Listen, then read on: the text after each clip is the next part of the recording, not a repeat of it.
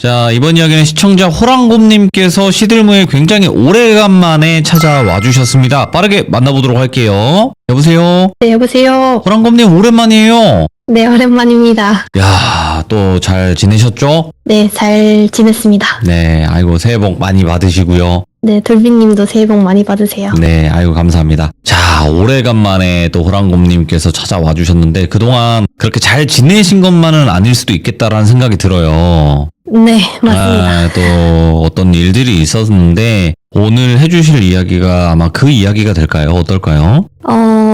반은 맞고 반은 틀린 것 같아요. 오, 알겠습니다. 그러면 도대체 어떤 이야기인지 같이 한번 확인을 해보도록 하겠습니다. 렛츠가!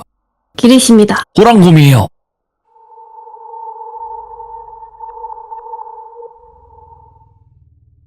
제가 친가에서 있었던 일을 좀 얘기를 하려고 하는데, 일단 저희 친할머니는 예전부터 좀 신주단지를 모시던 분이라고 예전에 잠깐 말씀드렸었는데, 그걸 한번 짚고 넘어갈 거고요. 오늘 얘기할 거는 저희 사촌오빠 얘기예요, 사실. 저희 사촌오빠 얘기를 좀 하자면, 제가 좀 어렸을 때 집에 일이 있어가지고, 그 큰오빠 집, 그러니까 큰아빠, 큰엄마, 그리고 첫째 오빠, 둘째 오빠 사는 집에 제가 잠깐 지내게 됐었는데, 그 기간이 좀 길어져서 한 3년 정도 같이 살았어요. 지금 얘기할 오빠는 둘째 오빠인 막내 오빠인 거고, 그 오빠 얘기를 좀 해보려고 하는데, 제가 그때 당시에는 오빠들이 초등학생이었고 저는 한 5살, 6살 이럴 때쯤이었던 것 같아요. 그래서 제가 그때 그냥 매번 좀 악몽을 꾸거나 무슨 일이 있거나 하면은 항상 오빠 품에 들어가서 잤었거든요. 그렇게 엄청 친했던 그런 오빠인데, 전 시참 때 얘기 잠깐이라도 보셨으면 아시다시피 끝부분에 사촌 오빠 얘기를 하거든요, 제가. 근데 그 사촌 오빠가 그 녀석이랑 좀 아는 사이기도 했었고, 저는 이제 그 오빠랑 진짜 친오빠인 것처럼 엄청 가까운 사이였어요. 네. 그래서 제가 그때 2, 3년 동안 그냥 큰 집에서 지냈으니까 제가 큰 집 가족들을 엄청 좋아했었거든요.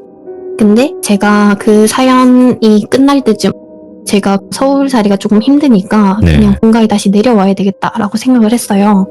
내려왔는데 그때 당시에 저희 할머니께서 무릎 관절 수술을 하셔가지고 병원에 입원해 계셨거든요. 그래서 이제 전 할머니를 뵙고 있었는데, 할머니가 뭐 누구도 보고 싶다 이런 식으로 계속 얘기를 하셔가지고, 제가 그때 당시에 오빠한테도 연락을 하고 여러 친척들한테 연락을 해가지고 할머니 무릎 수술을 하셨으니까 병문안 좀 와라고 이렇게 연락을 했었어요. 그러면서 저는 저대로 일이 있으니까 제가 한 번은 다시 서울에 올라가야 되는 상황이었거든요. 그래서 올라가려고 했는데 아무래도 경찰에 출석을 해야 되는데, 제가 그때까지 이 일을 가족들이 완전히 잘 알지는 못했거든요. 그래서 그냥 사촌오빠한테, 사촌오빠는 얼추 얘기를 좀 알고 있으니까 혹시 나랑 같이 가줄 수 있냐 얘기를 했더니, 그 당시에 일을 하던 곳에 연차를 내고 같이 이제 서울에 올라가게 됐어요. 그래서 경찰 출석도 해야 되니까 출석도 한번 하고, 뭐 집 정리도 좀 하고, 그런 식으로 해서 정리를 하고 내려오려고 했는데 좀 시간이 많이 늦은 거예요. 그래서 제가 원래 살던 원룸이 있으니까 그 원룸이 아직 처리하기 전이었어가지고 오빠랑 이제 거기서 자고 그 다음날 가려고 생각을 하고 있었는데, 그때 당시에 갑자기 할머니한테 연락이 온 거예요. 그래서 할머니가 연락이 와가지고 저랑 오빠랑 보고 싶으니까 빨리 내려와라 이렇게 얘기를 했었는데, 저희가 그때 당시가 뭐 시간이 좀 지나서 막차 시간이 지난 상태여가지고 당장은 못 내려가니까 내일 아침에 첫 기차 타고 갈 테니까 기다려라고 했는데, 할머니가 오늘 오면 안 되냐고 자꾸 좀 때를 쓰듯이 얘기를 하시는 거예요. 그래서 저희는 지금 못 간다고, 차가 없는데 어떻게 가냐고 했는데, 그 전화를 옆에 있던 큰아빠가 바꿔서 받으시더니 할머니 그냥 내일 보면 되니까 천천히 내려와라 하고 이제 그 전화를 마무리해 주셨어요. 네. 근데 저는 오빠랑 좀 찝찝한 거예요. 근데 할머니가 예전에는 그래도 촉이 좋은 사람이잖아요. 보통 사람보다 그런 사람인데 이렇게 얘기를 하는 이유가 좀 그러니까 저희가 첫 기차를 타고 바로 올라가기로 하고, 그날은 잠을 잘 못 이루는 상태로 그 다음날 가게 됐어요. 그렇게 해서 가게 됐는데, 이제 그때 가는데 연락이 온 거예요. 부고 문자가 왔어요. 근데 이게 사실 할머니는 무릎 관절 수술을 한 거니까 그 할머니가 돌아가시는 거랑 사실 무관한 일인 거잖아요. 그리고 당시 할머니 나이가 많다면 많고 적다면 적은 나이긴 했었지만, 할머니가 이렇게 갑자기 갈 줄 몰랐으니까 저랑 오빠는 마지막 모습을 못 뵌 채로 갔어요. 사실 그리고 할머니가 무릎 관절 수술한 것 때문에 뭐 부작용이 생겨서 돌아가신 게 아니었고 갑자기 침대 베드에서 떨어지는 사고가 있었대요. 근데 무릎 관절 수술을 하는 사람들은 거동이 불편하다 보니까 화장실 같은 것도 잘 못 가시고 해서 저희가 개인 간병인도 붙여놨었고 가족들끼리 맨날 번갈아 가면서 옆에 있었어가지고 간병인 분이 물을 뜨러 갔다 오는 사이에 그 바닥에 쓰러져 계셨어서 의료인 분들 불러서 해결을 하려고 했는데 할머니는 그때 이미 돌아가신 상태인 거예요. 그러니까 약간 좀 사고가 생겨서 돌아가신 거니까 사실 간병인 분을 탓하기도 힘들고 저희는 이제 갑자기 돌아가셨으니까 마음의 준비가 안 된 거죠. 지금 계속 목소리가 떨리는데 괜찮아요. 뭐 어떤 지금 그때 당시 이야기를 하니까. 네, 그것도 그렇고 제가 좀 뭐가 보여요 요새. 아이고 예. 지금 그 기운 때문에 계속 몸이 떨리는 거라 가지고 양해 좀 부탁드릴게요. 괜찮으세요? 하셔도 되겠어요? 네네 괜찮습니다. 네. 마음을 먹고 왔기 때문에 해야 됩니다. 그렇게 해서 이제 할머니가 돌아가시고 나서 저희는 3일장을 지내는데 그 할머니가 평소에 절에 다니셨기 때문에 그쪽에서 계시던 비구니 스님이랑 그리고 여러 스님이 오셨었는데 그 비구니 스님은 저도 여러 번 뵀던 분이라서 그 스님을 제가 그냥 스님이라 말하면 그분을 말씀드리는 거예요. 그래서 그 스님이랑 여러분이 오셔가지고 저희 장에게 하는데 오셔서 그냥 계속 케어도 해주시고 그리고 49제 지내기 전까지 매주 가가지고 절에 가서 좀 할머니 보내드리려고 이렇게 했었는데 제가 그 할머니가 돌아가신 날부터 49제를 지낼 때까지 하루에 평균 2시간도 못 자고 했던 것 같아요. 왜냐면 잠들면 할머니가 꿈에 나와서 계속 약간 울부짖듯이 얘기를 하시는데 무슨 말을 하는지 모르겠고 저는 그냥 보이는 건 입만 뻥긋뻥긋 하는 그런 느낌인 거예요. 힘들게 잠이 들면 할머니가 그런 모습을 보이니까 저는 마음이 안 좋은 거죠. 왜냐면 저는 마지막을 못 지킨 사람인 거니까.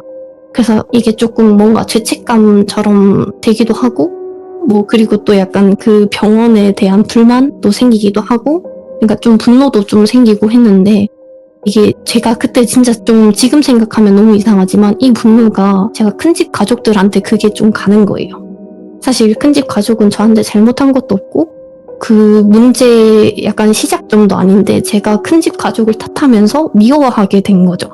그러면서 제가 그 일이 있고 나서 엄청 대면대면 지내고 저는 사촌 오빠랑 엄청 가까운 관계였는데 그냥 갑자기 연락 두절이 된 상태로 한 6년, 7년 정도가 지났어요. 근데 저희 할아버지가 할머니가 돌아가셔서 혼자 계시잖아요. 근데 이제 할아버지 혼자 계시는데 사촌 오빠는 할아버지 혼자 계신 게 마음이 안 좋은 거예요. 그래서 갑자기 그냥 잘 다녔던 회사를 그만두고 그냥 할아버지 집에서 지내기 시작했어요. 할아버지 집에서 농사도 좀 짓고 할아버지가 하는 일들을 좀 도와드리고 같이 생활을 하면서 지냈는데 할아버지가 그냥 그렇게 지내다가 그 코로나 시기가 왔거든요. 코로나 시기가 왔는데 사실 그 시골에는 무슨 코로나 확진자가 한 명도 없는 동네가 더 많았어요. 왜냐면 그냥 외부 사람이 잘 안 들어오기도 하고 하니까.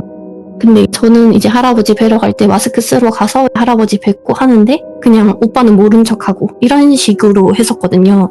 그렇게 하다가 할아버지가 하루는 그냥 숨을 쉬는 게 너무 불편해 보이는 거예요. 근데 그때 제가 이게 좀 이상하다는 생각이 들어서 그때 오빠랑 진짜 오랜만에 얘기를 했어요. 할아버지 원래 이렇게 숨 쉬었냐고 이렇게 물어봤는데 요 근래 좀 그래서 병원을 좀 가보려고 한다 이렇게 얘기를 했는데 그러면 제가 그때 당시에 제 차 따로 끌고 갔었고 저희 부모님 차가 있었는데 제가 부모님 차를 타고 갈 테니까 내 차를 써라 이렇게 얘기한 거예요. 사실 시골에는 차가 필요하지 않으니까 오빠가 맨날 오토바이 타고 다녔었거든요. 그래가지고 이 차 타고 할아버지 모시고 병원 갔다 오라고 저는 이제 출근을 해야 되니까 그런 식으로 하고 갔어요.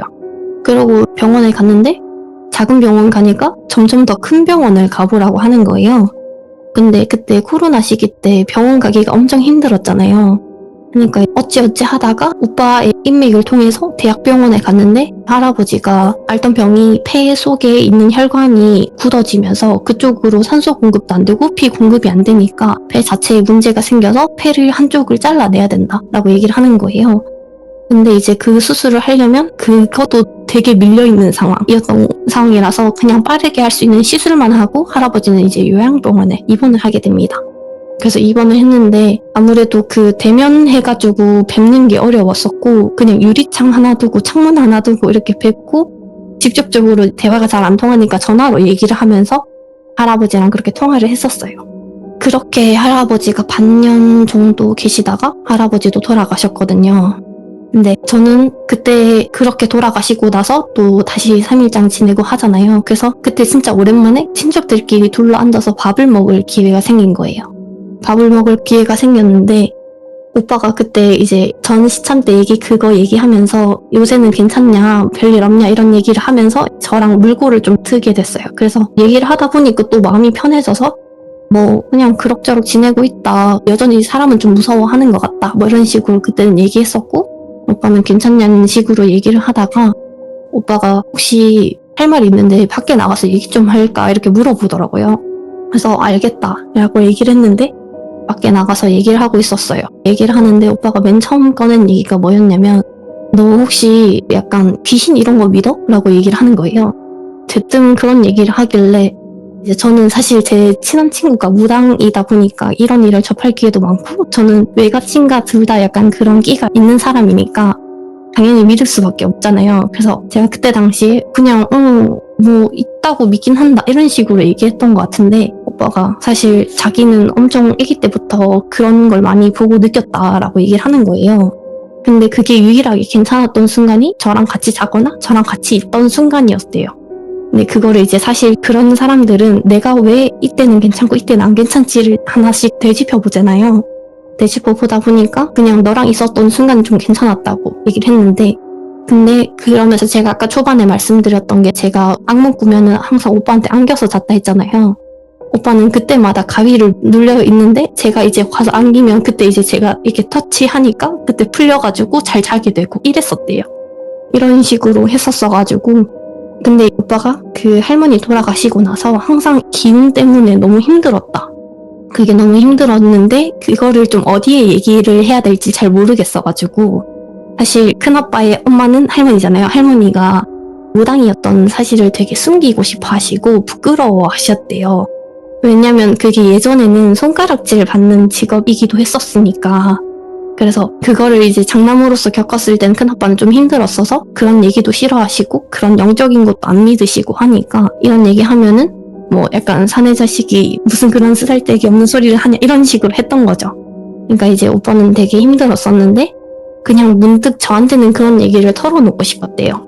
그러면서 그런 얘기를 했는데 제가 그 얘기를 하는데 중간에 전화가 오는 거예요. 전화가 왔는데 방금 제가 말씀드렸다시피 제가 항상 그 무당인 친구를 돌비라고 불렀었기 때문에 돌비라고 할게요. 돌비가 전화가 와서 너 혹시 장례식장 이름이 기억이야 니은이야? 이렇게 물어보는 거예요.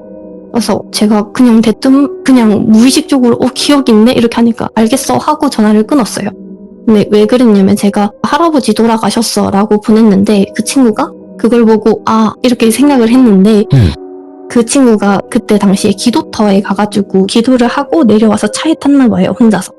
차에 딱 탔는데 그냥 눈 감고 생각을 했는데 문득 약간 저랑 되게 닮은 남자 얼굴이 딱 보이더니 그 남자 얼굴로 저희 영정사진에 검정색 띠 있잖아요. 그게 이렇게 겹쳐지는 그런 거를 순간적인 이미지로 본 거예요, 걔가. 그래서 이제 그걸 보고 얘가 큰일 났다라는 생각이 문득 들었었고 저한테 그때 당시에 전화해가지고 어디냐고 하고 이제 바로 달려오고 있었던 거예요. 예. 근데 그 기도터가 제가 있었던 그 장례식장과 그렇게 멀진 않았어가지고 그 친구가 그런 식으로 해서 바로 왔는데 저는 그때까지도 오빠랑 밖에서 얘기를 하고 있었어요. 뭐 이런저런 얘기하면서 있었는데 오빠를 보면서 안녕하세요 이렇게 했는데 오빠도 그냥 잠깐 자리 비켜준다고 그 벤치에서 일어나가지고 가려고 했는데 오빠 앉아 계시라고 저는 그냥 잠깐 얘 보러 온 거다 이렇게 얘기하면서 갑자기 이 관련된 얘기를 그 면전에 하면 좀 그렇잖아요. 그래서 그거 하기 좀 그러니까 내가 방금 오면서 영상사진을 하나 봤는데 뭐 이런 얘기를 하다가 갑자기 오빠 되게 곰이랑 닮으셨네요? 뭐 이런 얘기를 하는 거예요. 저는 근데 영문도 모르고 있었잖아요. 방금 이 얘기들을 몰랐으니까. 뭐 이런 얘기를 하다가 오빠가 좀 할 말이 없으니까 그냥 나 먼저 들어갈 테니까 둘이 얘기하고 들어와 했는데 이제 저는 그 얘기를 들은 거죠. 예. 지금 할아버지 장례식장이니까 오빠는 왜 그렇게 됐냐고 얘기를 하니까 자기도 모른다. 근데 그 오빠 보자마자 보였던 게 할머니인지 모르겠는데 어떤 할머니가 오빠를 계속 쓰다듬고 있다고 오빠 요새 잠 잘 잔대? 이렇게 물어보는 거예요. 그래가지고 방금 전에 들은 얘기가 있으니까 아니래 이렇게 얘기하니까 그 오빠 옆에 할머니가 계속 예쁘다 예쁘다 하면서 머리를 쓰다듬고 있다고. 근데 이게 어쨌든 조상도 귀신이니까 귀신손은 가위손인데 그걸 예쁘다고 계속 만지고 있으니까 그렇다고. 그래서 저는 그때 든 생각은 근데 무당은 어떻게 보면 신을 모시는 사람이니까 그런 약간 귀신 잡기 이런 느낌이 아니지 않나? 이렇게 얘기했는데 어쨌든 그 신들도 귀신이긴 하다. 그리고 무당이라고 다 신이 되는 건 아니라고. 그런 식으로 얘기를 하면서 그분이 지금 오빠 곁에 있으니까 오빠가 되게 힘들었을 거다. 그리고 오빠가 다른 얘기한 거 없냐? 했는데 제가 그때 당시에 같이 얘기를 하면서 들었던 얘기 중에 조금 놀랬던 얘기들을 좀 얘기해보자면 오빠가 할아버지랑 오빠랑 이렇게 둘이서 그 할아버지 댁에서 지내고 있을 때 어쨌든 큰엄마 큰아빠는 오빠도 할아버지도 걱정이 되니까 계속 찾아갔을 거 아니에요. 그때가 그냥 초가을쯤이니까 사실 우리 9월만 돼도 아직 덥잖아요. 근데 그렇게 더운 날씨인데 그 집안이 너무 썰렁한 거예요. 네. 그래서 그렇게 해가지고 이제 오빠한테 너 밤에 잘 때 안 춥냐 이렇게 물어봤는데 너무 춥다 이렇게 얘기를 한 거죠. 그래가지고 보일러 고장난 것 같으니까 그 기사님 불렀다 막 이렇게 얘기해서 그렇냐고 했는데 그러고 나서 기사님이 왔는데 보일러엔 아무런 이상이 없다 라고 얘기를 하는 거예요. 근데 저희 할아버지 댁이 빛도 엄청 잘 들고 제가 예전에 거기서 엄청 많이 잡았으니까 아는데 그 집은 절대 그런 게 아니었거든요. 근데 제가 할아버지 뵈러 갔을 때도 그렇고 그냥 이것들이 되게 그 분위기가 엄청 따뜻한 분위기였는데 할머니가 돌아가신 이후로는 그 집이 너무 추운 거예요, 제가. 그래서 제가 그냥 오죽하면 할아버지가 요양병원에 지내는 게 더 낫겠다라는 생각을 했을 정도로 집이 너무 춥고 이질적인 그런 느낌이 많이 들었거든요. 그렇게 이제 제 친구는 그냥 그렇게 얘기를 해주고 돌비는 갔어요. 가고 그 3일째를 다 지내고 할아버지를 보내드린 다음에 저희가 49제를 지낼 때까지 그 돌비가 맨날 저한테 전화해서 오빠는 어떻대? 계속 물어보는 거예요. 그래서 내가 왜 그러냐 그랬는데 오빠 무슨 일 있는지 계속 전화해보라고 하는 거예요. 그래서 알겠다 하고 이제 연락을 했더니 오빠는 뭐 그냥 그렇다 뭐 괜찮다 뭐 이런 식으로 얘기를 했던 것 같아요. 그러다가 그 49제 전에 마지막 주말에 제가 그 절에 가가지고 비그니 스님을 뵀는데 그 스님이 대뜸 저를 불러서 밖에 잠깐 나가서 얘기 좀 하자고 산책할 생각 있냐 이렇게 물어보시는 거예요. 그래서 그냥 그 스님이랑 이렇게 했는데 저한테 보살님은 뭐를 많이 보지요? 이렇게 물어보는 거예요. 그래서 제가 아니요 저는 뭐 보는 게 없는데요 라고 얘기를 했어요. 근데 사실 이 얘기를 하는 게 그냥 요점이 뭔지 알잖아요. 그래서 네 저는 뭐 보진 못하지만 느끼는 것 같다 라고 얘기를 했어요. 그러니까 저도 그렇습니다 라고 얘기를 하시는 거예요. 네. 근데 저한테 혹시 그 큰 집의 둘째 아들은 어떻냐 라고 물어보는 거예요. 근데 전 이미 들은 얘기가 있으니까 오빠도 그런 것 같아요 라고 얘기를 했어요. 근데 오빠는 조금 더 많이 타는 사람인 것 같다 이렇게 얘기했는데 그 오빠는 사실 지금 일이 아무것도 잘 안 잡히고 안 되고 있을 거고 네. 계속 그런 식으로 흘러갈 텐데 그분은 저희 쪽이거나 아니면 다른 쪽을 생각해 보셔야 된다라고 얘기를 하는 거예요. 그래서 아예 종교를 귀의하는 사람이 되거나 아니면 그 신을 모셔야 될 것 같다 라고 했는데 저는 사실 돌비가 그런 얘기를 저한테 한 적이 없으니까 그냥 이 모든 상황에 대해서 약간 어리둥절한 느낌이었어요. 그러다가 제가 이거를 돌비한테 좀 날 잡고 물어봐야 되겠다 하고 49제가 끝난 다음 날쯤에 제가 가서 물어봤어요. 혹시 네가 봤을 땐 우리 사촌 오빠가 어떤 느낌이냐고 솔직하게 말해달라고 얘기를 했어요. 그러니까 그 오빠는 선택을 하면 된다고. 왜냐면 그러니까 돌비 같은 경우에는 무조건 신을 받지 않으면 안 되는 상황이었는데 오빠는 선택지가 있다. 아예 진짜 그 말씀드린 것처럼 그 종교에 기의를 하는 사람이거나 아니면 신을 받거나. 근데 너네 큰아빠 성격상 그게 될까? 라고 얘기를 하는 거예요. 근데 사실 알잖아요. 저는 아는데 이제 돌비는 그 상황에 대해서 모르는 사람인데 그렇게 너무 당연하다는 듯이 얘기를 하니까 너는 어떻게 알았냐고 하니까 이런 거 알려주는 사람이 나인 것 같다 라고 얘기를 하면서 오빠의 선택이 중요한 것 같다고. 오빠는 원래 그 약간 공직에 있어야 되는 사람으로 사주는 그렇게 타고난 사람이 맞는데 근데 그 기운이라는 건 무시할 수 없어서 그게 그쪽이 아닌 것 같다고 얘기를 하는 거예요. 그래서 사실 그 오빠가 전에 일했던 일도 원래는 소방공무원이었어요. 근데 휴직 처리를 하고 그냥 퇴사를 냈다 해버리고 그냥 오빠가 거기에 산 거였거든요. 근데 그 외에 다른 일을 하려고 하니까 일이 다 안 되는 거예요. 그래서 그냥 뭐 하는 족족 다 망하고 약간 실패하고 이런 상황에서 그냥 저랑 그때 봤던 거죠. 그래서 오빠는 요새 이런 상황이라고 들었다라고 하니까 아무래도 그냥 그 주변에 있는 사람들이 다 방해하고 하는 것 같다고.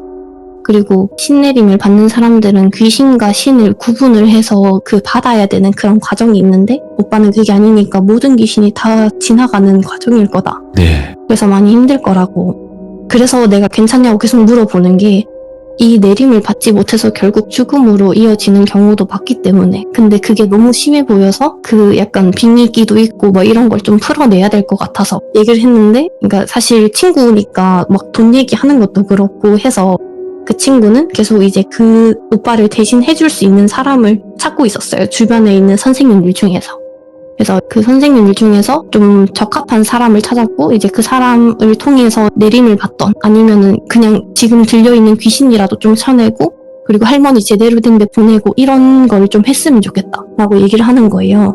근데 그러려면 사실 가족들이 다 모여서 이 과정을 지내야 되고 사실 저희 사촌 오빠도 그렇고 제 친동생도 그렇고 이런 걸 좀 가려내는 과정이 좀 필요하다라고 얘기를 했었어가지고 예. 그거를 하는 과정이 사실 작년 말이었었고 그래서 그때 그것 때문에 집도 이사하고 할아버지 댁도 그렇게 다 마무리하고 근데 결론은 사촌 오빠는 빙의도 맞고 네. 할머니가 그걸 지켜낸답시고 이제 옆에 계속 있으니까 아프고 힘들었던 것도 맞고 이런 것들이 좀 계속 반복이 되다 보니까 엄청 지쳤던 상황인데 사실 할아버지가 돌아가신 지 지금 거의 5년 됐죠.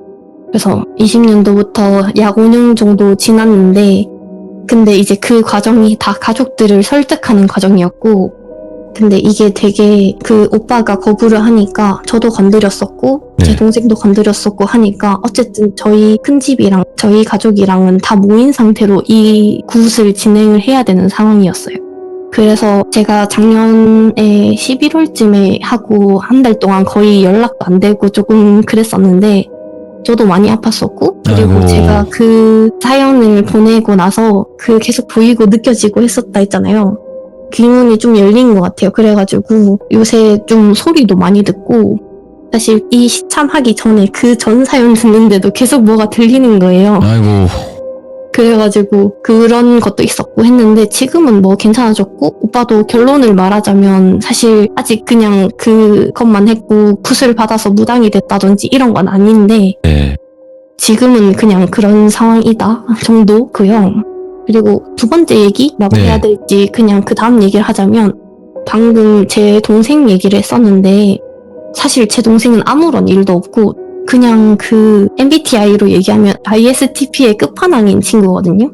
그래서 엄청 무덤덤하고 걔는 뭐가 무섭다 소리 지르고 이런 것도 없고 그냥 슬퍼도 아 슬프네 하고 그냥 눈물 흘리지도 않고 좀 잘 참아내는 속을 엄청 담아내는 그런 스타일인데 그 친구 같은 경우에는 계속 그런 식으로 담아내고 하다가 한 번 좀 무서웠던 적? 이제 저한테 처음으로 무섭다라고 얘기했던 게 그 작년 말쯤이었어요. 이렇게 굿을 해야 되니까 너도 와야 된다라고 얘기를 했을 때 그 동생이 그날 저랑 이렇게 전화를 하면서 너도 와야 된다. 그래서 이런 일이 있을 거고 이때까지 와야 되고 그리고 혹시 모르니까 너는 그 당일에 오지 말고 그 전전날부터 본가에 와 있어라. 뭐 이런 얘기를 하면서 했었는데 제 동생이 제 전화를 받으면서 그냥 그 스피커폰 해놓고 그냥 배달을 주문하고 있었나 봐요. 뭐 먹고 싶은 게 있어가지고 그래서 그때 당시에 그냥 마라탕이랑 시키고 밥이랑 이렇게 해가지고 주문을 해놓고 이제 저랑 통화를 하다가 그 배달 음식을 그냥 집 안에 넣어가지고 테이블에 그냥 올려만 놓고 그냥 너무 힘들다 해가지고 그냥 자고 일어나가지고 저거 데워 먹어야 되겠다 하고 이제 동생이 잠든 거예요. 근데 동생이 잠들었는데 가위가 눌렸어요. 근데 원래 걔는 가위를 엄청 많이 눌렸대요. 저한테 말을 안 해서 몰랐던 거예요. 그래서 가위 눌리면은 그냥 손가락 발가락 움직이고 막 약간 욕을 하는 사람도 있고 하는데 제 동생은 그냥 그 새끼손가락을 이렇게 까딱까딱 이렇게 해서 움직이려고 하는데 그날은 그 새끼손가락이 안 움직여져가지고 이게 좀 이상하다라는 생각을 했었는데 어떤 사람이 배달 음식을 놔뒀던 테이블에 앉아 있었대요. 앉아 있길래 아니 저 사람은 뭔데 내 집에 와서 저기 앉아 있냐라는 생각을 했대요. 그래서 그냥 그게 이상하다 이게 아니라 쟤는 왜 내 밥을 먹을라 하나 짜증나네 이런 생각을 했대요. 그래서 그냥 그런 일이 있고 근데 그 사람이 그걸 먹으면서 제 동생한테 이렇게 딱 뒤돌아보더니 먹고 싶어? 라고 물어봤대요.